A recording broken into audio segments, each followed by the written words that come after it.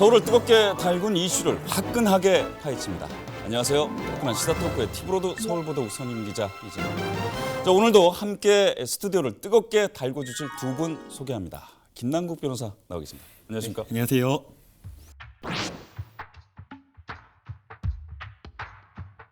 자, 이준석 바른미래당 최고위원도 나와 계십니다. 안녕하십니까? 안녕하세요. 네.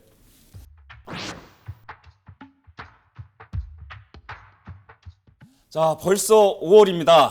자, 5월의 화끈한 시사 토크 5번째 주제 시작합니다. 서울의 도시계획에 대한 내용입니다. 지난해 3선에 성공한 박원순 시장의 부동산 정책 기조는 균형 발전, 도심 공동화, 노후시설, 침체된 상권에 도시재생을 통해 활력을 불어넣는다는 것인데요. 문제는 주민들은 재개발을, 서울시는 도시재생사업을 외치며 평행선을 달리는 곳들이 많다는 것입니다. 법적 공방이 이어지기도 했습니다. 지난 1월에는 종로구 사직 2구역 조합원들이 재개발 해제 무효 소송 2심에서 승소를 하기도 했습니다. 그동안에 아무런 일 없이 돈을 많이 투자해가지고 여기 들어간 돈도 한 340억 정도 들어갔어요. 그렇게 해서 쭉 일사천리로 해왔는데 갑자기 이제 박원순 시장이 저희 조합을 못 가게 하려고 이 핑계 저 핑계 다 대가면서 끌어왔어요 지금까지. 기반 시설이나 주거지 정비가 속도를 내지 못하는 곳들이 많아 결국 불편함과 피로감은 주민의 몫이 되고 있는 현실. 대표적인 곳 중 하나가 노원구 중계동 104번지, 서울의 마지막 달동네로 불리는 백사마을입니다. 백사마을은 오랜 기간 재개발이 지체되면서 대부분이 노후주택으로 남아있는데요. 이 백사마을은 지금 굉장히 심각합니다. 오늘 이렇게 돌아보셔서 봤지만 지금 공가, 집이 빈 집은 좀 난데요. 사람이 살고 있는 집도 이런 경우가 아주 위험한 경우가 있어서 이것은 시급한 대책이 좀 필요하다고 봐요. 재개발에서 도시재생으로 갈아타고 있는 서울시 도시계획의 패러다임을 차갑게 분석합니다. 자, 아까 이 화면에서도 보셨듯이 노원구의 백사마을 하면 대표적인 서울의 달동네입니다. 재개발이 된다 안 된다를 놓고 벌써 10년째 지지부진하고 있는데요. 자, 이 백사마을 하면 떠오르는 거가 있을까요? 어떻게 백사마을 가보셨나요, 김남국 변호사? 백사마을은 가보지 못했는데요. 제가 이제 중앙대학교를 다녔기 때문에 흑석동, 그러니까 중앙대학교 바로 학생회관 옆이 흑석동 재개발 구역이어가지고 그 재개발 구역을 1구역부터 뭐 9구역까지 쭉 위에까지 한 번씩 올라다녀 본 적이 있었습니다. 거기는 지금 다 재개발이 됐죠? 네, 거기는 완전히 다 재개발이 되어서 몇 개 구역만 지금 남아있는 상태이고요. 아무래도 이제 처음에 이제 재개발이 되기 전에는 이제 조그만 주택가들이 있다 보니까 대학생들도 이제 거기에서 이제 원룸촌에 들어가서 살기도 했었는데 재개발된 이후에는 도시가 아무래도 그 정관이라든가 이런 것들이 다 정비가 되어서 아파트들이 지금 현재는 깨끗하게 들어서 있는 상황입니다. 그런데 그 동네 같은 경우에는 이미 사업 수익성이 확보된 곳으로 다 알려져 있고 재개발 추진에 있어서 크게 무리가 없는, 그러니까 하다못해 청와대 대변인도 거기다가 이제 건물을 살 정도로 아주 유명한 동네이고, 또 한데 지금 이제 백사마을 같이 문제되는 곳들 같은 경우에는 사실 수익성에 있어서도 어느 정도 담보하기 어려운 부분이 있고, 그러다 보니까 그 제한을 두려고 하는 또 서울시 측과 주민들 간의 갈등이 이제 계속 증폭되고 있는 곳이라서 약간 케이스가 다르긴 할 겁니다. 백사마을 바로 이제 지역구 옆 동네시니까 네. 뭐 행사라든가 이런 것도 많이 다녀보셨었죠? 자, 저희 지역구는 아주 노원을이긴 한데 그래도 이 주민 기반을 공유하고 있기 때문에 근데 말 그대로 그 지역은 사회 기반 시설 자체가 전무합니다. 네, 그렇죠. 그렇기 때문에 사실 무허가 주택도 많고 그러다 보니까 안전상의 위협이 되는 부분도 많고 거기에 거주하는 분들은 굳이 따지자면 우리가 지역 사회라고 할 만큼 또 우리 일반적인 상계동, 중계동 아파트촌과 융화되는 그런 집단도 아닙니다. 지금처럼 이제 해빙계는 대단히 위험한 곳입니다. 막 건물도 무너지기도 하고 막 이런 곳인데, 자, 어떤 곳이 이제 백사마을, 노원구 중계동의 백사번지라서 백사마을이거든요. 어떤 곳인지 준비된 화면 보시면서 설명드리도록 하겠습니다. 자, 백사마을이요. 처음에 이제 1960년대, 정확하게는 1967년이죠. 청계천 등지에서 도시개발이 이루어지면서 그때 이제 철거민들이 이쪽으로 쫓겨나게 된 겁니다. 사실은. 그러면서 이제 정착하게 된 건데 1971년에 그린벨트로 지정이 되고요. 그러고 나서 2008년에 그린벨트가 해제가 되면서 그러면서 이제 2009년에 재정비 구역으로 지정이 됩니다. 다시 이제 그 재개발의 붐이 일어나기 시작한 게 2011년도입니다. 이때 박원순 시장이 들어오면서 주거지 보전구역이라는 개념을 도입을 시키게 되고요. 최근에는 4월 달에 서울시 도시계획위원회죠. 여기서 결과적으로 이제 잠정 보류 상태가 됐습니다. 현재까지 이렇게 이르게 됐는데 가장 결정적인 건 아까 전에 말씀드렸듯이 2011년도에 박원순 서울시장이 들어오면서 주거지 보존지역으로 지정한 게 이제 어떻게 보면 지금까지 사업이 좀 지지부진했던 부분에 어떤 결정적인 부분이 아니었을까라는 생각이 드는데 어떻게 보시나요? 저는 실제로 그 부분이 상당히 영향을 미쳤다 이렇게 보고 있고요. 사실 그러니까 저희 동네에 이제 소위 말하는 이제 달동네라고 하는 구역이 저쪽 말고도 이제 단고개 인근의 상계 뉴타운 지역도 있는데 그 두 지역이 공유하는 문제는 결국에는 그 무허가 주택과 대지 지분에 관련되어서도 해결되지 않는 부분이 있고 두 번째로는 전혀 지금 그 주거지로서의 어떤 재생 자체 또 그리고 그 공간 확보 자체가 불가능한 상황 속에서 지금 이제 통합개발 방식을 이제 거부하고 있다는 것은 이제 문제되는 것이거든요. 그런데 박원순 시장이 이제 이런 정책 같은 것들 특히 2010 제가 알기로 6년부터인가요? 그때부터 또 가속화됐던 게 뭐냐면은 실제로 각각 구역에 이제 조합들을 지정 해제하기 시작하는 그런 움직임까지 있으면서 전반적으로 이런 도시재생 사업에 대한 불확실성이 커진 것 자체가 실제 추진 주체들 의욕을 더 떨어뜨리는 것도 있다. 저는 원인에 있어서 좀 진단 자체가 다른데요. 뭐 재개발 사업 자체가 좀 지지부진했던 사실은 맞는데 그게 박원순 시장이 저기를 뭐 백사마을을 주거지 보존구역으로 지정해서 그런 것이 아니라 결국에는 제일 중요했던 것은 사업성이 없었기 때문입니다. 2008년도에 이제 백사마을 같은 경우에는 그린벨트가 해제가 되었는데 다들 기억하시겠지만 2008년도에 서브프라임 모기지론이 터져가지고 사실상 세계 경제가 침체 국면이었고 더불어서 우리나라도 역성장하면서 부동산 가격이 거의 폭락하다시피 다 내려가던 상황이었습니다. 그래서 사실은 이 재개발을 한다라고 한다면 조합원들이 참여해서 일정 부분의 투자금을 내지만 상당 부분은 일반 분양을 통해 가지고 그 조합과 관련된 여러 가지 재개발 비용이라든가 이러한 것들을 보존해서 수익성을 확보를 하는데 일반 분양을 담보할 수 없었기 때문에 이게 지지부진했던 것이고요. 물론 이제 그 과정에서 충수라든가 용적률 이 부분에 대한 부분에 있어서는 서울시와 도시계획위원회와 조금의 어떤 견해 차이는 발생을 했지만 결국에 가장 큰 문제는 시장 상황이었다라는 것이고요. 지금 이제 뭐 2016년에 LH가 이제 사업 시행자의 자격을 포기를 하면서 뭐 SH가 다시 들어가서 현재는 지금 뭐 관리 처분 인가까지 지금 나온 상황이고 아직 뭐 지금 뭐 구체적인 어떤 면밀한 계획이 나오지 않은 상황이지만 앞서 앵커께서 뭐 지적을 한 대로 여러 가지 현재 저기 거주하는 것 자체가 뭐 주민들의 불편함을 넘어서서 위험성도 있기 때문에 당장에 지금 4월부터 이주 긴급 뭐 필요한 부분은 이주를 하겠다라고 이야기를 하고 있기 때문에 진행을 지금 하고 있는 상황이라고 보이고요.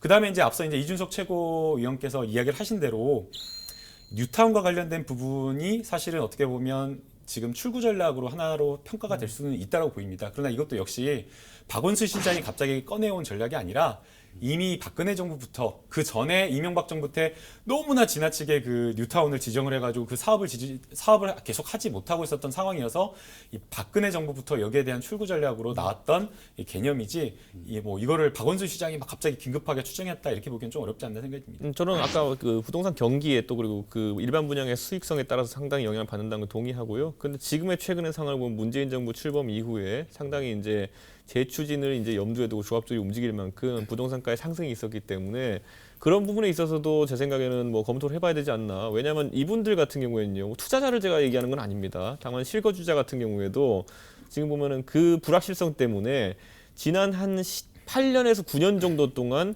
도시 기반 시설에 전혀 투자 없는 상태로 지금 이제 주거 환경이 계속되어 왔거든요. 근데 그 과정 속에서 이제 생기는 새로운 규약들이 그분들 입장에서는 아니 주택 경기가 살아나고 있는 입장에서도 이렇게 규약이 들어온다는 것이 어떻게 보면은 또 잘 될 때는 잘 될 때 나름대로 규제를 받고 안 될 때는 안 된다고 또 해제해야 된다고 또 이야기하고 이러다 보면은 좀 핑퐁 게임처럼 느껴질 수도 있다 이런 점이 있을 것 같습니다. 제가 좀 이렇게 개발되는 상황을 보면서 조금 걱정되는 부분은 사실 주거지 보존 지역으로 이렇게 남기면서 그쪽에다가는 임대주택을 나머지는 민간 분양을 한다는 거거든요. 전체 면적의 3분의 1은 보존을 하고 나머지는 민간 분양을 한다는 건데 노원구 아파트 단지 보면 그런 데 굉장히 많잖아요. 특히 상계 그쪽에. 그렇죠. 예, 그렇죠. 그쪽에 보면은 민간 아파트 예전에 지은 아파트이기 때문에 민간 아파트 따로 있고 분양 아파트 따로 있고 그래가지고 출구도 다르고 그래서 완전히 세대가 분리가 노인정이 되고. 다르게 돼 있는 경우 있죠. 그러니까 1노인정, 2노인정 이렇게 해서. 그래서 이런 갈등이 완공이 다 되고 나면은 혹시 발생하지 않을까 이런 걱정은 좀 있거든요. 어떻게 이제 생각하시나요? 아무래도 그 불암산 경관을 보존을 해야 된다라는 그런 부분이 있어서 저층으로 아파트를 지어야 된다라는 점, 그리고 주거지 보존 구역을 전체를 묻게 되면 이제 이 시행하는 그 시행자 측에서는 이 수익성이 악화되니까 그걸 받아들일 수 없다라고 해서 이 특정 지역에 대해 임대주택을 공급해야 된다라는 차원에서 그렇게 한 것으로 보이고요. 이 과거에 있었던 그 임대주택과 그냥 일반 주택과의 갈등이 있었던 것은 사실입니다. 그러나 임대주택에 대한 이미지가 상당 부분 또 개선이 되고 있고, 지금 공공임대주택이라고 한다면 좀 어려운 그 뭐 차상위 계층이나 이런 분들만 들어가시는 것이 아니라 저희처럼 뭐 결혼을 하고 신혼 부부들이 또 들어가서 살 수 있는 그런 부분이 있기 때문에 공공임대주택만을 또 지었다라고 해서 그 공공임대주택에 들어간 사람들과 일반 주민들 사이에 또 갈등이 있기는 좀 어렵다라고 보이고요. 만약에 그 임대주택 들어가는 임대주택이 정말 안 좋다, 뭐 좀 문제가 있다라고 하면 모르겠지만, 오히려 지금 이미 그 공공 임대주택 같은 경우에는 8층에서 12층 저층으로 좀 짓겠다라고 하고 있기 때문에 주거 환경 측면에서는 훨씬 더 좋기 때문에 과거에 있었던 그런 임대주택 간의 갈등은 좀 찾기는 어렵지 않을까라는 생각이 듭니다. 저는 걱정이 되는 부분이 예전에는 그 철조망 같은 것도 만들었었어요. 2003년도 그땐가 그 주간지에서 나왔던 기사 같은데 요즘에는 좀 그런 부분이 많이 사라졌죠. 네. 근데 이제 백사마을이라는 곳도 그렇고 이제 그 철거민들이 이주한 지역의 경우에는 무허가 비율이 굉장히 높습니다. 그래서 실제로 지금 백사마을도 제가 알기로는 한 30에서 40% 정도가 이제 무허가 주택이기 때문에 그분들의 영주 환경을 마련하는 데 있어가지고 그 임대주택이 중요하긴 한데, 반대로 뒤집어 말하면 지금 이제 700세대 이상 공급하겠다는 계획 자체는 사실 그 양을 초과하는 것이거든요. 그렇기 때문에 그 단지를 아예 이제 구분해서 이렇게 짓는 것에 대해 가지고 지역사회에서 여론 자체는 별로 좋지는 않습니다. 왜냐하면 그것이 의미하는 바는 사실 지금 정주 요건을 뛰어넘는 어떤 그런 기획 의도가 들어있는 것이기 때문에 저는 뭐 그 부분은 앞으로 서울시에서 좀 생각해봐야 되지 않을까. 자, 지금 이제 백사마을 사례를 살펴봤는데요. 여기서 도시재생과 또 재개발 이야기를 안 할 수 없을 것 같습니다. 그렇다면 도시재생이라는 것은 무엇일까요? 도시재생의 1번지가 우리나라에서는 서울입니다. 준비된 그림 보시면서 이야기 이어가도록 하겠습니다. 자, 서울형 도시재생의 정의가 이렇게 쭉 이렇게 나오는데, 일자리를 창출하고 안전한 정주 환경 뭐 이런 걸 제공한다. 어떻게 보면은 예전에 이제 아까 전에도 말씀드렸지만 재개발이라는 게 물리적으로 새로운 것들을 만드는 거라면, 싹 철거를 하고 만드는 거라면, 도시재생은 약간 좀 인간관계도 치중이 돼 있다, 이런 느낌이 좀 들기는 들어요. 근데 보시면은 그 예전에 박근혜 정부에서 창조경제도 전문가한테 물어보면 각기 정의가 좀 다르더라고요. 저희도 한번 그 도시재생에 대해서 정의를 한번 내려보는 게 좋을 것 같은데, 김남국 변호사는 도시재생이 뭐라고 생각하세요? 이거는 뭐 저희가 그 창조경제처럼 모호한 개념이 아니라요. 도시재생이라고 하는 개념은 도시학이라든가 도시재개발, 재건축에 이미 정의가 내려져 있는 개념입니다. 그래서 이게 뭐 정의와 관련된 다툼이 있다라고 생각이 되지 않고요. 재개발과 큰 차이는 여러 가지가 있지만 가장 큰 차이는 철학적인 차이라고 생각이 됩니다. 이 과거에 이제 재개발 같은 경우에는 전면 철거를 해서 그 기존에 살고 있었던 원주민들이란가 아니면은 형성하고 있었던 공동체, 커뮤니티 이런 것들을 전부 다 완전히 철거해버리는, 함께 이제 없애버리는 그런 상황이었는데, 도시재생이라고 하는 것은 전면 철거가 아니라 기존에 있었던 도시, 여러 가지 그 도시 그 지역의 특성들이 있는데 그것들을 존중하고 그것들을 살려가는 그런 리모델링을 하겠다라는 것이기 때문에 도시재생과 재개발은 분명하게 좀 구분이 되는 개념이라고 볼 수가 있는 겁니다. 저는 근데 이제 그 특성이라는 것이 우리가 특성화할 수 있는 부분, 또는 우리가 보존해야 된다고 생각하는 부분, 또 뭐 지역별로 특화해야 되는 부분이라는 것이 뭐 명징한 경우도 있습니다. 근데 예를 들어 중계동 백사마을도 그렇고, 아니면 실제 노후 주거지들 같은 경우는 재개발 방식이 아니라 재생 방식을 택했을 때 과연 보존해야 되는 가치가 무엇인지, 그리고 과연 그 방식으로 해서 기존의 주거 환경의 뭐 열악한 지점들을 보완할 수 있는 가능성 자체가 있는 것인지. 왜냐하면 서울 내 대부분의 이제 열화된 주거지들의 경우 지적받는 부분이 뭐 교통 환경 접근성이라든지 아니면 뭐 이런 근본적인 문제들이 있거든요. 예를 들어 지하 공동구가 설치되어 있느냐 밑에, 그래서 예를 들어 기반 시설들을 쉽게 뭐 넣을 수 있느냐, 이런 것들에 대한 부분인데, 이걸 재생 형태로 이제 집어넣는다는 게 쉽지가 않거든요. 그럼 도시재생은 어디서 해야 된다고 생각하십니까? 만약에 보존에 대해 가치가 명징하다면 그것이 아마 제 생각에는 좀 탄력을 받을 수 있는 부분인데, 예를 들어 특색 없는 주거지, 애초에 특색 없는 주거지 같은 경우 그것 자체가 적용하는 게 상당히 비용이 많이 드는 길이긴 합니다. 왜냐하면 굳이 말하자면은 좀 냉정할 수 있지만은 다 까부시고 맨 땅에서 하는 것이 훨씬 더 비용 면에서 적게 드는 가능성이 있거든요. 그거는. 이게 그 재개발 아닌가요? 그러니까 각 그런 정부에서 재개발이 그렇기 그러니까 때문에 일단 비교 우위를 가져가기가 도시재생이라는 것이 쉽지 이게 않을 각 것이다. 정부에서 뭐 이제 각 정권마다 진보 정부냐 뭐 보수 정부냐라는 것에 따라서 재개발을 건축하는 것은 보수 정부에서 하고 도시 재생은 뭐 이렇게 진보 정부에서 하고 이렇게 받아들이면 안 된다라고 아니죠. 생각이 들고요. 그 지역의 특성에 따라서 좀 다르다고 생각이 듭니다. 앞서 이준석 최고가 이야기를 한 대로 기반 시설 자체가 아예 없거나 이런 곳이라고 한다면 전면 철거하는 방향으로 가는 게 맞다라고 보이고요. 그게 아니라 그 지역에 어떤 뭐 기반 시설은 일부 있고 낙후된 지역이 조금씩 섞여 있고 그다음에 또 거기에 무엇인가 우리가 함께 공동체의 커뮤니티로서 보호해야 될 만한 보존해야 될 만한 그런 공간이 있다라고 한다면 도시 재생 방향으로 가는 게 좀 바람직하지 않나라는 생각이 듭니다. 만약에 정말 우리가 그냥 돈만 보고 수익성만 보고 시간만 보고 이렇게 한다라고 한다면 무조건 재개발이 좋겠죠. 그러나 우리가 살아가면서 뭐 누려야 될 만한 여러 가지 가치나 이런 것들이 돈만이 전부는 아니지 않습니까? 그렇다 보니까 그 지역에 있는 여러 가지 것들을 보존해야 된다라는 이야기가 나오고 있는 거고요. 그래서 지금 뭐 박근혜 정부도 역시 마찬가지였고 역시 또 문재인 정부도 역시 마찬가지고 도시 재생과 관련된 부분은 도시 재생으로 하는 것이고 또 필요한 부분에 따라서는 맞는 그런 맞춤형 개발을 하겠다라는 거예요. 아니, 저는 김남 변호사 말에 동의하고요. 그래서 예를 들어 부산 같은 데도 가보면 뭐 서동이라든지 이런 각자의 고유한 그런 어떤 지켜야 될 문화가 있는 곳들에 대해 가지고는 재생시기 개발을 하고 있지만은 반대로 이제 특색이 없는 곳들, 부산에도 보면 피난민들이 와가지고 세운 예를 들어 판자촌에서 유리한 동네들 같은 경우에는 그곳은 사실 토지 소유 관계도 복잡하고요. 보통 보면 무허가 많고 그래서 그렇기 때문에 통합개발 이외에는 별로 대안이 없다라는 이야기 나오기 때문에 근데 저는 서울의 문제가 되는 주거지의 대부분이 지금 근데 과연 그 특색이라는 것을 살릴 수 있을 정도의 어떤 그런 비용을 지불할 만한 어떤 특색 있는 곳들이 있느냐에 대해서는 저는 그렇게까지 사례가 많지는 않아 보인다. 그래서 아까 김남욱 변호사 말한 것처럼 이게 옳다 그르다의 문제가 아니라 상황에 따라 적용해야 되는 것인데 과연 서울시가 생각하기에 재생 방식으로 보존해야 되고 재생 방식으로 그 지켜야 될 가치들이 무엇인지 아까 우리가 이제 모두에 좀 모호한 지점이 있다라고 했는데 저는 그 부분을 좀 살펴봐야 된다. 사실 그리고 또 이게 젊은 세대가 생각하는 도시재생과 나이 든 세대가 생각하는 도시재생이라는 것 굉장히 다를 수 있거든요.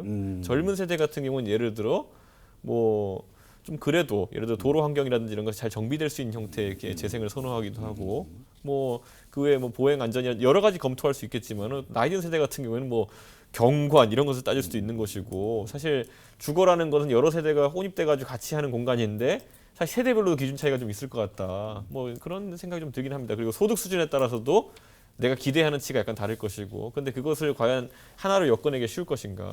그러니까 각자가 바라는 게 좀 다를 수 있다. 그렇죠. 예.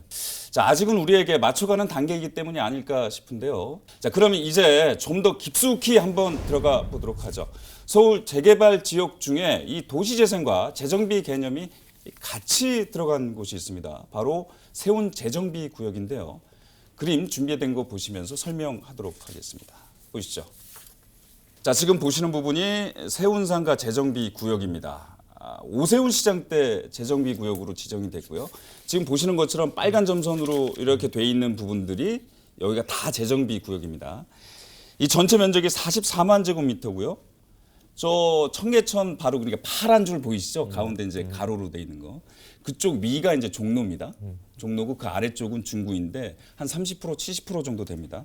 2023년까지 완료가 될 예정인데 그런데 이게 가운데다가 도시재생을 하고 양쪽에는 지금 그냥 재개발을 하고 있는 상황이죠. 그러니까 도시재생과 재개발이 지금 혼재되어 있는 상황입니다. 자, 어떠세요? 좀 보시면서 지금 그래서 최근에 좀 말이 굉장히 많았었거든요. 지금 이제 앵커께서 이제 질문하는 그 요지는 왜 도시 재생하고 이 재개발 구역이 이렇게 혼재됐냐, 섞여 있느냐, 분리돼야 되는 거 아니냐라는 것인데요. 아니, 왜 혼재되면 안 된다는 거죠? 지금 그 저기 도시 재생을 하겠다라고 한 묶은 지역에는 보존할 가치가 있는 곳이 있는 겁니다. 세운상가라든가 아니면 그 세운상가 뭐 뒤쪽으로 해서 공구상들이 모여 있는 그런 곳이고 또 을지문학과 관련되어서는 많은 시민들이 보존을 해달라라는 요구가 높았지 않습니까? 그래서 이제 그런 부분에 대한 고민이 있어서 그 지역을 따로 묶은 것이기 때문에 우리가 꼭 분리해가지고 딱 정형화된 그런 것이 있어야 된다라고 이야기하면 좋겠지만 도시개발이라고 하는 것 자체가 어떤 가치를 담는 것이기 때문에 그런 것들이 막 부역하는데 딱딱 나눠져가지고 분리돼야 된다라는 그런 개념은 아닌 것 같다는 생각이 듭니다. 저것 때문에 이제 최근에 갈등이 있었기 때문에 말씀을 드린 네. 거고요. 뭐 제 생각을 말씀드린 게 아닙니다. 최근에 저게 이제 워낙에 이제 갈등이 있었기 때문에 근데 동의하시나요? 이제 뭐 그 제가 말씀? 봤을 때는 이제 결국에는 그 아까 이제 김남욱 변호사가 말했던 것처럼 뭔가 보존해야 될 시설물이라는 것에 대해서 그럼 동의하는 주체 또는 그렇게 생각했을 때 그 의견을 받아들여야 되는 어떤 대상들이 누구냐라는 것에 대해서도 모호한 기준이 발생할 수 있고요. 저는 둘째로는 이제 저 안에 실제로 현대상가 같은 경우에는 철거가 진행됐죠 보면은 그래가지고 이제 그 안에서 그럼 그 상가들 간의 차이는 무엇인가라는 것도 존재할 테고 저는 이런 생각도 합니다. 세운상가라는 것이 보존의 가치가 있다라는 건 저도 뭐 제 나름으로는 인정합니다. 그런데 과연 그럼 세운상가가 현대의 어떤 현재 존재하는 형태로 존재하는 것과 그리고 양 옆에 이제 재정비가 진행된 다음에 존재하는 것의 의미가 좀 차이가 있을 것이라는 생각을 하거든요. 그러니까 그런 보존의 가치 같은 것들도 사실 다르게 봐야 된다. 저는 이런 생각합니다. 예를 들어 청계고가 같은 것도 철거될 때 청계고가가 있을 때의 좌우 상권과 없을 때의 상권이라는 것은 완전 다르지 않습니까? 실제로 업종도 많이 변화한 것으로 알고 있고 그렇기 때문에 우리가 보존하고자 하는 가치가 과연 영속적인지도 좀 살펴봐야 되는 것이고 어쨌든 주변과 같이 존재하기 때문에 그 가치가 있었던 것이라면은 저게 썰어가지고 이제 다른 형태의 어떤 그 재생 방식을 적용하는 것이 과연 뭐 많은 검토를 했겠지만은 네. 또 뭐 모든 사람의 이해를 충족시키지 못할 것이라는 생각합니다 저는. 그러니까 그게 사실 어려운 부분인 것 같아요. 그러니까 사실은 조합 측에서나 아니면은 투자자 입장에서는 빨리 하루라도 빨리 신속하게 사업을 추진하고 전면 철거해가지고 재개발의 수익성을 높이는 게 맞는데 그런데 또 이제 그 지역 주민이 아니고 거기서 영업을 한다라거나 시장 상인이라든가 영업을 한다거나 아니면 또 나이가 있으신 분들도 그 커뮤니티라고 하는 것 자체를 좋아할 수 있기 때문에 아니면은 그 지역에 살고 있지는 않지만 그 지역의 어떤 특정 장소에 대한 추억이 많아서 보존해야 된다라고 또 생각하시는 분들이 많을 것 같아요. 그래서 그 어떤 그 지역 장소적 특성에 대한 보존 가치에 대한 평가는 그 지역 주민이나 아니면 또 지역 주민 외의 사람들에 대한 여러 가지 평가가 갈릴 것으로 보이고요. 그런 부분에 대한 어떤 주민적인 합의라든가 시민의 합의가 있어야 되기 때문에 재개발, 재건축, 뭐 도시재생 이런 것들에 시간이 좀 걸린 것이 아닌가 그러니까 생각이 예를 들어 들어요. 세운상가에 가보면은 거기 올라가 보면 뭐 간단하게 가게들 중에 예를 들어 뭐 커피를 배달하는 가게라든지 아니면 간단한 먹거리 배달하는 가게들 같은 거 저는 굉장히 운치 있다 보고 자주 가봤는데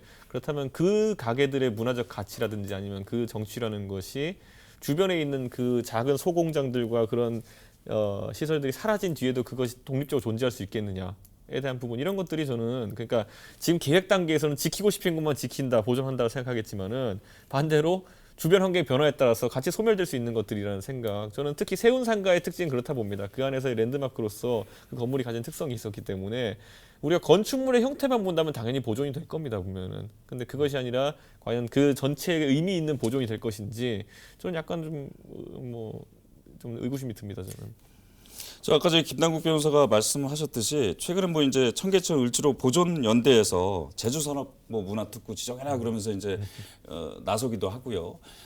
들썩들썩합니다. 사실은 아까 전에 말씀드렸듯이 대림상가까지 지금 현재 도심 재생이 들어가 있는데 그 위쪽에 그러니까 청계천에서 그 위쪽까지는 지금 현재 철거가 완전히 완료가 거의 끝난 시점으로 제가 알고 있는데 최근에 문제가 불거진 곳이 삼구역. 을지면옥입니다. 예, 3구역 삼구역이죠. 을지면옥. 저쪽 보이시죠? 이게 노포 논란이 일어났었어요. 을지면옥 가보신 적 있으신가요? 저는 안 가봤습니다. 저기. 안 아주- 가보셨어요? 아주 오래전에 한번 점심 한번 먹은 적이 있었습니다. 저도 이제 점심 먹으러 같이 간 적이 있었는데 사실은 이게 간판만 하나 있고 그냥 이렇게 허스름한 건물에 있기 때문에 일반 사람들은 잘 모르죠. 몰라요. 네. 예. 이 논란 을지면옥은 서울 유산으로 남겨놔야 된다 이런 얘기가 있잖아요. 어떻게 생각하세요? 그래서 이제 전면 중단까지 이루어졌는데. 저희 동네 같은 경우에도 지역에서 재개발 사업으로 인해 재생 사업으로 인해 가지고 실제로 한 위치를 한 5km 정도 시외로 이전한 그런 경우도 있습니다. 근데 그 부분에 있어서 우리가 음식점이라는 것의 가치를 무엇에 둘 것이냐인데 아까 말했던 것처럼 어떤 사람은 음식점에 어쨌든 음식 그 자체에 둘 수도 있는 것이고 어떤 사람은 내가 거기서 같이 했던 추억들을 의미할 수도 있는 것이고요. 근데 반대로 이런 경우에 갈등 생기는 것이 결국은 추억이라는 것을 언제까지 그럼 이제 보존해야 되는 것이냐. 라는 것에 대해서도 이견이 있을 수 있고 저는 이분 전적으로 사업자의 의지에 달린 것이 아닌가 저는 그런 생각을 합니다. 그래서 박원순 시장은 전면 중단을 실제로 시켰어요. 이제 어떻게 생각하세요? 다시 한번 재고를 해보자라는 것이었고요. 뭐 박원순 시장이 마음대로 할 수 있다라고 하는 것이 아니라 동의 아까 말한 대로 그 본인 이 노포 면옥을 을지 면옥을 운영하고 있는 사업자의 동의가 굉장히 중요한 거고 또 조합 측에서 함께 하고 있는 부분이기 때문에 그런 부분을 이제 뭐 고려 존중해서 진행되는 것이지 뭐 시장이 마음대로 결정을 하는 것은 아니라고 생각이 됩니다. 근데 어느 순간에는 이제 본인이 생각하는 이제 지구 단위 개발을 위해 가지고는 결국에는 수용을 해야 될 수 있거든요. 저는 뭐 그런 부분에 있어서는 그런 게 이제 고민되는 지점이겠죠. 그러니까 재생이라는 원칙 또는 보존이라는 원칙을 세워뒀기 때문에 하게 되는 고민이고 저는 뭐 당연히 해야 되는 고민이라고 저는 봅니다. 예. 아니 최근에 이제 언론상에 보니까 그쪽만 남겨놓고 나머지를 개발한다 뭐 이런 얘기도 나오던데. 네, 그런 얘기도 나오고 있고요. 원래 사실 을지면옥 사장이 최초에는 또 동의를 해줬다라고 했다가 또 마음이 또 바뀌어가지고 동의를 하지 않았다라는 뭐 그런 이야기까지 나오고 있는 상황이고요. 그래서 이제 조합 측과 을지면옥과의 어떤 동의를 받았는지 여부가 지금 하나의 갈등 쟁점이 되고 있는 상황이고 그다음에 이제 두 번째 쟁점은 이 을지면옥 보존과 관련되어서 많은 시민들의 요구가 있었는데 그것을 정말 우리 서울시의 어떤 그 보존해야 될 가치 있는 구역으로서 남겨둘 것인가? 그러면 이제 앞서 앵커께서 말씀하신 대로 딱 거기만 남겨두고 나머지는 전부 다 현대적인 것으로 바뀌어버린다라고 한다면 사실 그 을지면옥이 가지고 있는 그 자체만의 어떤 풍경이라든가 그런 것들의 가치도 있겠지만 사실은 을지면옥과 그 주변 경관이 함께 거리가 어우러질 때 또 그런 어떤 장소적인 특성이 있는 것이기 때문에 그렇게 됐을 때 보존의 가치가 또 뭐 남아 있느냐라는 이런 이야기가 또 나오고 있기 때문에 이 부분에 대해서는 조금 더 시간을 두고 좀 더 시민적 합의를 도출해 내자라는 게 서울시의 의견이라고 생각이 됩니다. 자, 세운 재정비 구역이 재생과 정비가 또 혼재돼 있었다면 이 온전히 도시재생을 완성해 가는 곳이 있습니다. 이 서울 도시재생의 첫 결과물이죠. 창신 숭인 지역을 살펴보겠습니다. 그림 보시죠. 사업 기간이요. 2014년부터 2017년 재작년에 이미 끝난 사업입니다. 현재 이제 그 재생 단계에 있는 상황이고요. 자, 83만 제곱미터고요. 지금 보시는 것처럼 위쪽으로 가로로 해서 세로로 해서 이렇게 꾸불꾸불하지 않습니까? 여기가 이제 낙산이 있는 곳입니다. 네. 그래서 한양 도성이 있는 곳이고요. 자, 총 사업비가 200억 원이 들어갔는데 저렇다 보니까 저 안에 뭐 이렇게 아까 전에 말씀드렸듯이 한양 도성이 들어가 있고요. 낙산이 있다 보니까 일제 강점기에 있던 채석장이 아직 남아 있습니다. 그리고 이게 70년대, 80년대는 봉제 공장이 아주 밀집돼 있는 아직까지도 좀 남아 있는 곳이 있고요. 그리고 이 단종에 비었죠. 정순 황후가 단종이 죽고 나서 계속 바라봤다는 산 동망산이 여기서 보이는 곳입니다. 그래서 그게 숭인동 코스라고 그러죠. 네네. 그래서 이게 역사 탐방 코스로 네, 만들어서 맞아요. 거기에 이제 앵커 시설도 집어넣고 그에 따라서 이제 점포도 들어가면서 마을 기업도 만들어지고요. 그런 식으로 해서 계속해서 이제 여기에 이제 어떻게 보면 좀 활기가 들었다 이렇게도 볼 수 있는데 어떻게 보시나요? 그런 부분에 대해서? 네, 네. 도시재생에 뭐 여러 가지 평가가 갈릴 것으로 생각이 되는데요. 가장 긍정적인 어떤 효과를 냈던 곳이 바로 이 지역이 아닌가라는 생각이 듭니다. 이 과거의 창신동이라든가 숭인동 같은 경우에는 거의 노후화된 20년, 30년 된 그런 건물들이 80% 이상이었다라고 하는데 지금은 그런 어떤 골목길이나 그런 건물을 리모델링하면서 낙후된 건물은 리모델링하면서 동시에 그 지역이 가지고 있었던 특색을 살려가지고 그 지역 자체를 굉장히 활성화시켰다고 보이고요. 사실은 이제 재개발과 가장 큰 차이점은 저는 주민이 참여했다라는 점이라고 생각이 됩니다. 재개발의 큰 폐해로 지적이 되는 게 기존에 살고 있던 주민들이 다 쫓겨나 버린다라는 것이었는데 창신동이라든가 숭인동 같은 경우에는 기존 거주민들이 거주하면서 또 심지어는 마을 주민들끼리 모여가지고 우리 지역을 위해서 무엇을 할 수 있을까? 왜냐하면 그 지역을 제일 잘하는 사람들이 그 지역 주민이잖아요. 그래서 그 지역 주민들이 함께 모여서 마을 공동체 사업도 추진하고 자그마한 가게도 만들고 이러한 것들을 해서 많은 뭐 서울 시민들이 찾아오게 하고 또 동시에 외국인 관광객들까지 끌어들였다라고 하는 것은 긍정적인 아마 효과가 있었다고 생각이 듭니다. 저는 근데 긍정적인 부분을 좀 얘기를 저도 해주시면 거기서 얘기하고 싶은 게 도시재생과 재개발 아니면 지구 단위 개발에 따르면은 제 생각에는 결국에는 화장을 할 것이냐 아니면 실제로 근본적으로 좀 뭔가 바꿀 것이냐에 저는 문제라 봐요. 보면은 특히 아까 뭐 숭인동이나 창신동 이쪽에 어쨌든 도시재생 자체를 뭐 당연히 추진한 사람들이야 긍정적 평가를 하겠죠. 왜냐하면 기대했던 효과들이 있을 테니까. 근데 그 기대했던 효과들이라는 것도 예를 들어 나오는 걸 보면 뭐 상권이 이제 특색 있는 상권이 발달을 조금 했다 뭐 이런 평가들을 하는데 제가 거기에 택시 끌고 올라가 보면요. 진짜 아직도 이런 동네가 있나라는 생각을 아직도 하게 돼 있어요. 특히 도로망이나 이런 경우 같은 경우에 제가 분명히 올라갈 때는 창신역 쪽으로 해서 뒤로 올라왔는데 내려가는 길은 동대문 쪽으로밖에 내려가는 길이 없고 뭐 이런 상황 속에서 이게 과연 지금의 2019년에 맞는 어떤 교통 환경이냐에 대해 가지고 근본적인 질문들을 던질 수밖에 없고 근데 이것은 도시재생 사업의 범주는 해결할 수 없는 것이거든요. 그러니까 아까 김남국 변호사가 말했던 그 장점 같은 것들은 결국은 그 세대 또는 그런 직업을 가지신 분들의 또는 지역에서 그런 활동에 참여할 수 있는 분들의 생각하에서 생기는 어떤 재생의 요소들이지 근본적으로 거기에 사는 다른 어떤 의견을 내기도 어려운 상황 속에 있고 아니면 실제로 지역 내 활동보다는 그것을 주거지로 활용하는 사람들의 의견이라든지 여러 가지 다양한 의견들을 반영하기 어려운 구조라는 거죠. 그래서 그렇기 때문에 그것을 아까 말했던 것처럼 그런 방향으로 기획한 사람들한테는 긍정적인 평가를 줄 수 있겠으나 저는 반대로 대다수의 주거민들에게는 그 지역의 가장 큰 문제, 결국 고저차를 극복해서 어떻게 교통망을 확충할 것이냐에 대한 부분은 아직까지 확보가 안 되었고 주차 환경도 아주 극악입니다. 그런 부분, 그래서 저는 그런 부분 같은 경우 단순히 회피만 할 수 없을 것이다 이런 생각입니다. 200억 그러니까 4년 동안 200억을 들였는데 변한 게 별로 없다 이 말씀이신 것 같은데 동의하시나요? 또 그렇지는 않다라고 생각이 들고요. 결국에는 이제 뭐 여러 가지 불만이 조금씩 나오고 있는 것은 사실이라고 생각이 됩니다. 그러나 이제 그 불만은 그 주거 환경 개선이라든가 이런 것들을 완전하게 다 개선하지 못한 부분에 있어서 어쩔 수 없는 불가피성이라고 생각이 들고요. 또 뭐 마을회관이라든가 문화시설이라든가 도서관이라든가 이런 것들이 확충이 되고 또 많은 외부에서 또 들어와서 실제 그 지역 경제도 활성화되었지만 앞서 이제 이준석 최고위원님께서 이야기를 하신 대로 이것을 전부 다 모든 사람들이 100% 누리는 것이 아니기 때문에 그런 부분에 있어서 불만이 있다라고 생각이 되지만 그럼에도 불구하고 이것을 신청한 것 그러니까 이 지역을 도시 재생으로 하겠다라고 하는 것은 주민 반대가 있었다라고 한다면 할 수가 없었던 사업입니다. 그리고 이것은 지역 지방자치단체에서도 그렇게 하겠다라고 했지만 주민이 무엇보다 동의를 한 것이고 또 국토교통부에서 2014년에 선도 지역으로 선정을 해가지고 많은 지원이 있었던 곳이기 때문에 이것을 마음대로 이렇게 했다라고 해서 그 불편에 대한 구분이 무조건 안 좋다, 나쁘다 이렇게 평가하는 건 좀 어렵지 않나라는 생각이 그러니까 결국에는 아까 말한 합의에 의한 진행이라든지 아니면 또 반대가 없었다고 주장하는 것이 사실 이런 행위, 그러니까 지역 사회에서 어쨌든 마을 공동체 사업이나 아니면 도시재생 사업에 대한 의견 내는 것 자체가 상당한 지역 내 기반을 요구를 합니다. 실제로 그런 담론 형성을 하고 하는 과정이 있어가지고, 그러니까 이거 아닙니까? 우리는 모여가지고 좀 적극적으로 활동하는 사람들은 이런 아이디어가 있어 추진하겠다.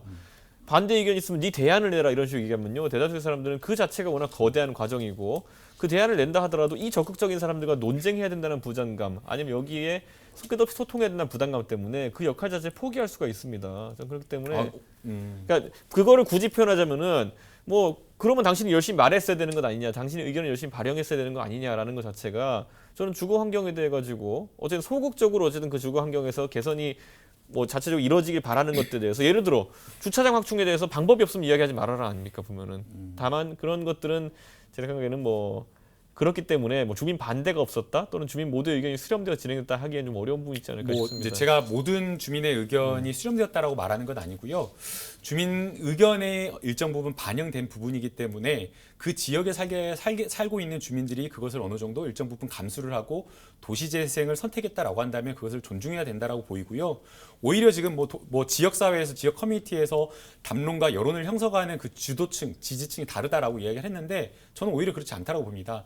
거의 그냥 재개발과 도시재생 물어보면 대부분 다 임차인들 빼놓고는 대부분 다 그 재개발을 선택할 거라고 봅니다. 그쪽이 훨씬 더 수익성이 높고 훨씬 더 좋으니까요. 그럼에도 불구하고 창신동과 숭인동이 그렇게 선택을 했던 것은 그 당시에 이제 여건 자체가 재개발을 하기에는 여러 경제적 여건도 부동산 시장도 좋지 않았고 또 재개발을 하려면 조합이 설립돼 가지고 주민 동의받고 뭐 세입자 이주 이전 뭐 여러 가지 어려운 그런 어떤 시간적인 그런 어떤 비용이 들기 때문에 주민들이 선택을 했던 것이지 뭐 막 모든 주민이 참석하고 모든 주민이 그러니까 반대하고 그런 저랑 김남국 변호사가 보는 관점이 사실 이제 개개인의 어쨌든 행복을 극대화하자는 관점이 봤을 때 관점이 약간 다른 게 저는 그 개개인의 행복을 측정하는 단위 중에 가장 정확한 단위가 뭐냐면요, 집값이에요.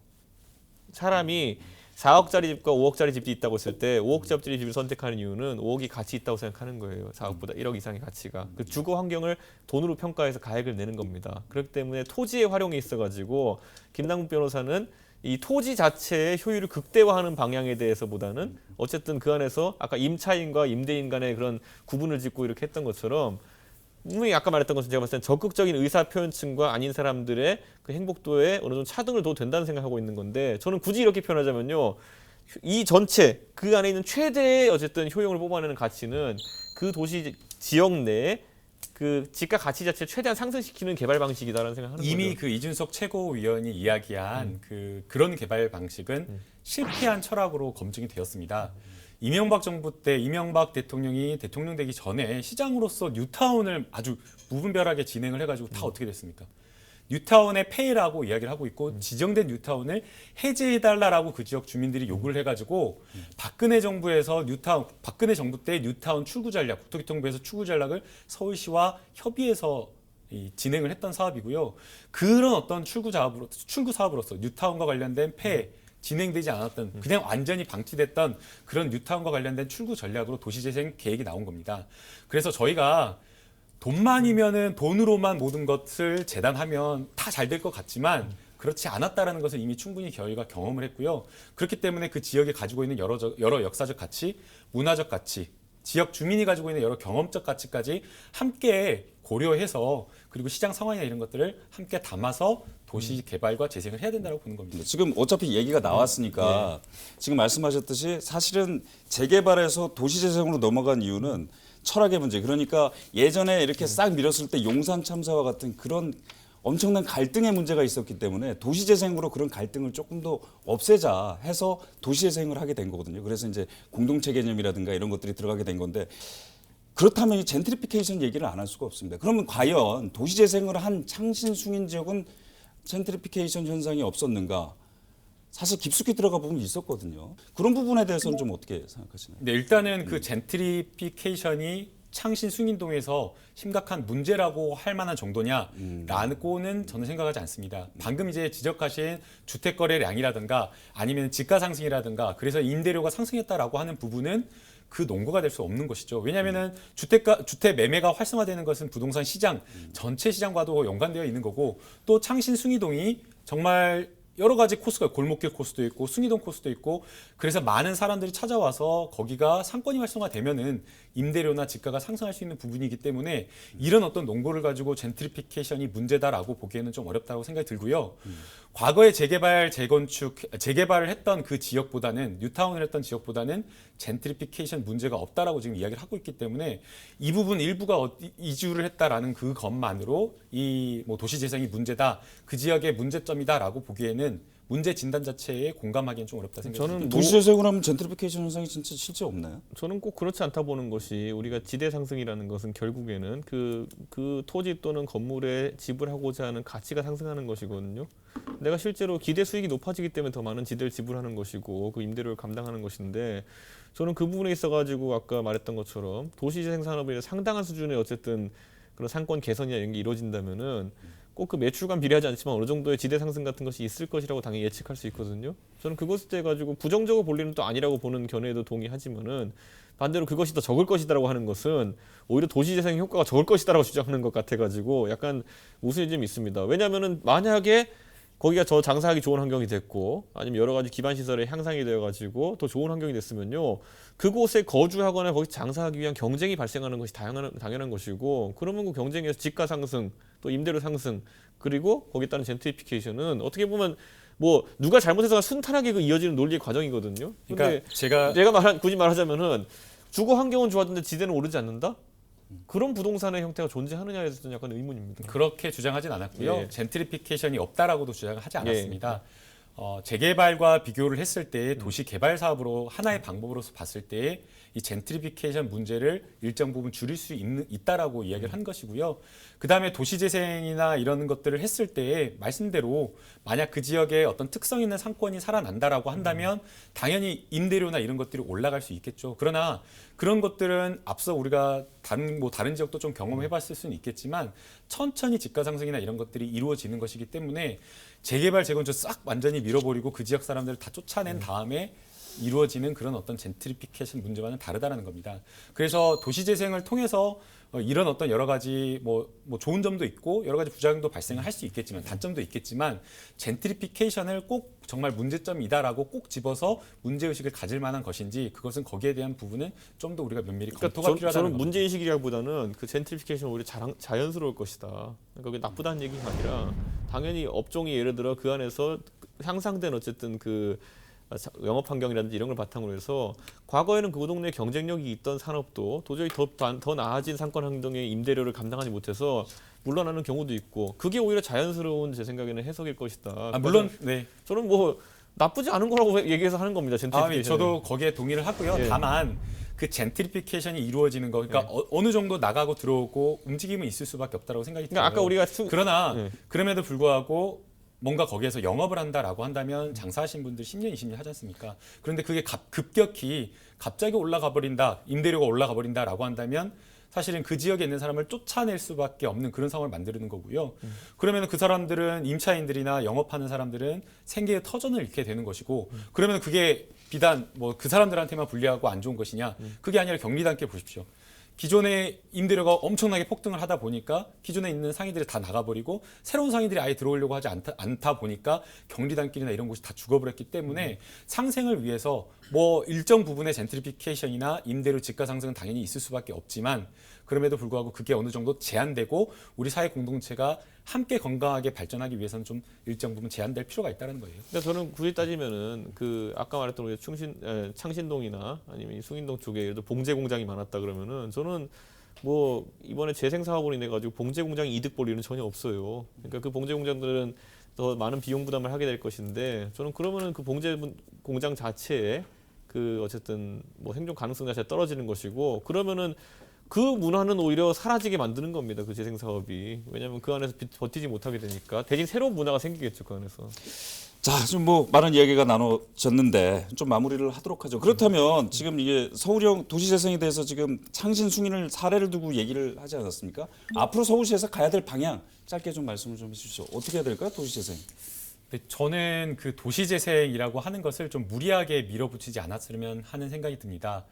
이제 도시 재개발을 하기가 지금 어려운 시장 환경이 되었기 때문에 주민들이 좀 주거 환경을 개선해달라라는 이 요구하고 좀 절충하기 위해서 예산을 중앙정부에서 막 밀어붙이니까 예산을 받지 않는 지자체만 바보가 돼버린다라는 생각으로 막 뭐 지역 특색도 없이 그냥 도시 재생을 밀어붙이게 돼버린다라고 하면 결국에는 돈은 돈대로 써버리고 지역 주거 환경은 변화가 없는 것처럼 돼버릴 수가 있거든요. 그러면 이제 나중에 가서 정말 재개발에 대한 필요성을 주민들이 절실하게 느꼈을 때에는 또 이런 반대 의견에 부딪히게 된 겁니다. 아니 그 지역에는 수백억 원의 정말 혈세가 들어갔는데 얼마 지나지 않아서 왜 또 재개발을 추진하느냐라는 이런 문제가 나올 수가 있기 때문에 남의 돈이다라고 생각을 하지 말고 그리고 이 어떤 도시 재생이라고 하는 것은 정말 20년, 30년 간다라는 그런 어떤 철학을 가지고 장기적 플랜으로 좀 저는 가는 게 맞다라고 보입니다. 네. 서울형 도시재생 어떻게 가야 될까요? 저는 아까 우리가 말했던 그 결국 가치라는 것이 있어가지고 저는 상당히 그게 공통된 가치라는 걸 찾기 힘들 것이다. 그리고 아까 말했듯이 김남국 변호사 제가 말했던 것처럼 다수결의 원칙이 여기서 옳은 것인가 아니면은 또 와서 능동적으로 참여하시는 분들의 의견만 반영하는 것이 과연 진정한 참여형인가 뭐 이런 것에 대해 가지고 좀 생각해봐야 될 테고요. 그러다 보면 오히려 저는 좀 표준화된 어떤 환경에 대한 투자도 있어야 될 것이다. 아까 말했던 것처럼 세대가 공존한다고 했을 때 젊은 세대가 중요시하는 예를 들어 뭐 주차 환경에 대한 확충을 최소한 어느 정도로 진행해야 된다든지 이런 기준점 자체를 좀 중립적으로 세워놓고 그 이상의 어떤 가치에서는 지역별로 특화를 시도할 수도 있다. 저는 그런 생각이 드는데 물론 제가 하는 이 말이 재생식 모델에서는 도시재생식 모델에서는 아주 적용하기 어려운 부분이 있을 정도로 그 뭐랄까요 이 변동 가능성이 좀 적고 시도해볼 수 있는 그 범주가 좀 적은 것이 도시재생 산업이다. 왜냐하면 뭐 토지 구획 자체를 다시 이제 크게 하기는 어려운 상황이니까요. 기존 건물 용도에서 크게 벗어나지 않는 형태로 재생을 해야 되는 것이기 때문에 저는 좀 세 가지 좀 얘기를 하고 싶은데요. 이게 도시재생하니까 이 서울시장 박원순 시장이 추진하는 사업이다, 뭐 문재인 정부 공약사항이다 해버리니까 무리하게 추진되는 경향이 있습니다. 그러다 보니까 서울시에서도 그 지역 특색과 상관없이 무슨 일자리 유형이다, 주민 뭐 참여형 유형이다, 유형을 묶어가지고 마음대로 진행을 해버리거든요. 그러다 보니까 도시재생 자체가 좀 타당성 있게 진행되지 않는 측면이 있고요. 그다음에 이제 두 번째 주민들 제가 이야기를 좀 들어봤는데요. 이런 이야기를 많이 하시더라고요. 앞서 저희도 이야기 나왔지만 도시 재생해가지고 뭐가 달라졌는지 모르겠다라는 겁니다. 거기에는 두 가지 문제점이 생각이 되는데요. 첫 번째는 주민들이 원하는 걸 안 하고 있다. 그리고 두 번째는 너무 느리게 천천히 진행되고 있다. 그러니까 정책적인 예산을 투입하려면 주민들이 체감할 수 있도록 정책적 효과가 나타나려면 주민들이 느껴야 되지 않습니까? 그렇기 때문에 실시간 정말 빠르게 그런 어떤 도시재생 사업을 2년, 3년 내에 좀 추진했으면 좋겠다는 생각이 들고요. 두 번째, 주민들이 원하는 거 해라. 그 지역의 시민활동가 이런 사람들은 뭐 여러 가지 아이디어, 좋은 아이디어인 건 이해됩니다. 그러나 그 사람들은 이상적인 어떤 그런 부분도 있기 때문에 도시 벽화 그리는 것도 물론 좋겠지만 그런 사업 말고 진짜 주민들한테 설문조사를 하거나 어디 노인정 아니면 어디 주민 마을회관 이런 데 가가지고 주민들이 뭘 원하는지를 들어보고 주민들이 진짜 원하는 곳에 세금을 쓰는 게 그런 도시재생 사업을 하는 게 저는 중요하다고 봅니다. 그러니까 도시재생이라는 건 사실 긴 호흡으로 갈 수밖에 없기 때문에 체감이 잘 안 되거든요. 주민들이 체감할 수 있는 중간중간마다 이벤트는 좀 필요하겠다. 신속하게 가야 된다. 네. 자, 어느덧 시간이 훅 지나갔습니다. 자, 화끈한 한마디 들어보도록 하겠습니다. 윤석 최고. 저는 지금까지 이제 제가 서울에서만 살아봤고 안타깝게도 제 주거 지역이 이제 상계동이다 보니까 이 뭐랄까요, 그 당시에 90년대 초에 제가 살 때도 그때는 신규 아파트 단지로서 재개발된 형태의 아파트 단지에도 거주해봤고 지금은 또 노후 단지화된 상태에서 거주해봤고 조금만 나가면 이제 노후 주거 지역이지만은 도저히 어떤 이제 뭐랄까요, 작은 개선으로는 어떻게 큰 변화가 있기 어려운 그런 형태의 주거 단지도 있고 또 반대로 실제로 도시재생 사업을 추진하는 것도 가까이 있습니다. 그렇기 때문에 이것들을 봤을 때 결국에는 해답이 하나로 나오진 않을 것이다. 그리고 특성에 맞춰서 개발해야 된다라고 이야기하지만은 또 그것도 아무리 지역적으로 같다 하더라도 사는 구성원 자체가 다변화됐기 때문에 좀 어려운 부분이 있을 것이다. 그래서 아까 제가 말했던 것처럼 최소한의 기준을 우리가 어떻게 설정할지 그건 하나 한번 논의해봐야겠다. 적어도 교통, 교육 이 두 가지 면에 있어가지고는 표준화된 대한민국의 도시재생이든 아니면 재개발이든 어떤 방식으로든 이것은 국민에게 기본적으로 보장해야 되는 것이다라는 기준이 나왔으면 좋겠습니다. 대한민국형 기준은 좀 마련하자. 네.